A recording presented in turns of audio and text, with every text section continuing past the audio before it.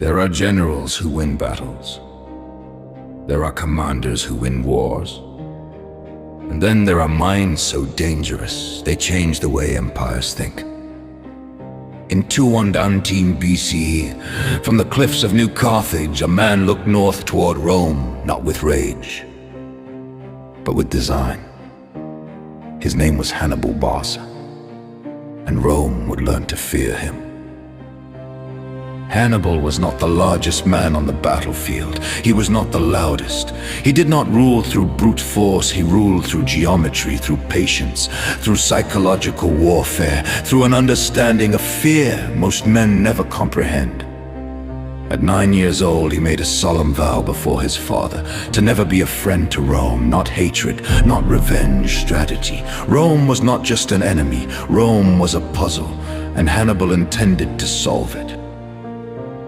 In 213 BC, he did something no one believed possible. He marched an army nearly 90,000 strong across the Pyrenees, across the Rhone River, and then across the Alps, war elephants, infantry, cavalry, snowstorms, starvation, hostile tribes. It wasn't just military movement, it was psychological warfare before the first Roman sword was drawn. Rome thought geography protect them. Hannibal turned geography into a weapon.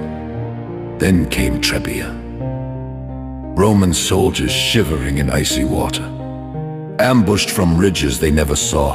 Then Lake Trasimene, 40,000 men swallowed by fog and steel. Entire legions erased before they understood they were trapped. But none of it prepared Rome for Cannae. August 2nd, 216 BC.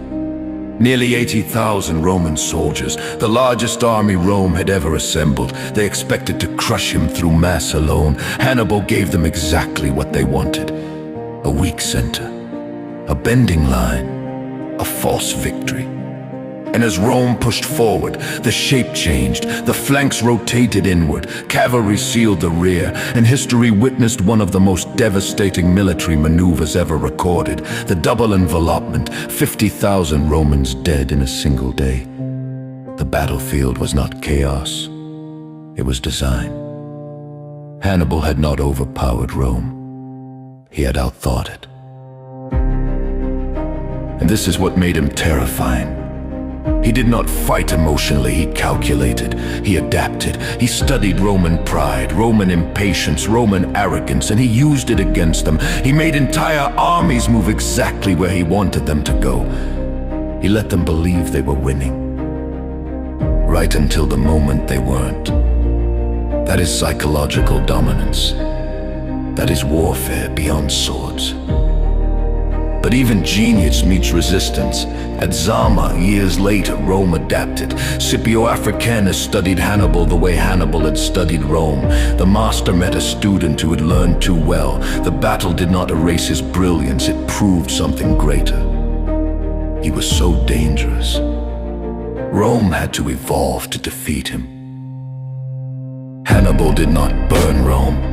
He did not sit on a conquered throne, but he did something arguably more powerful. He forced the greatest empire of the ancient world to fear a single mind, to rewrite their military doctrine, to respect the possibility that intelligence can be more lethal than numbers, even in exile. His legend grew. To this day, military academies still study the Battle of Cannae.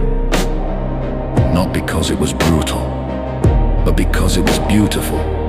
A masterpiece of positioning, timing, patience, and psychological control. History remembers conquerors, but it reveres architects. Hannibal Barca was not just a warrior. He was a strategist, a designer of inevitability, a man who understood that true power is not in strength. It is in shaping the battlefield before the first strike is thrown. And that is why Rome never forgot him.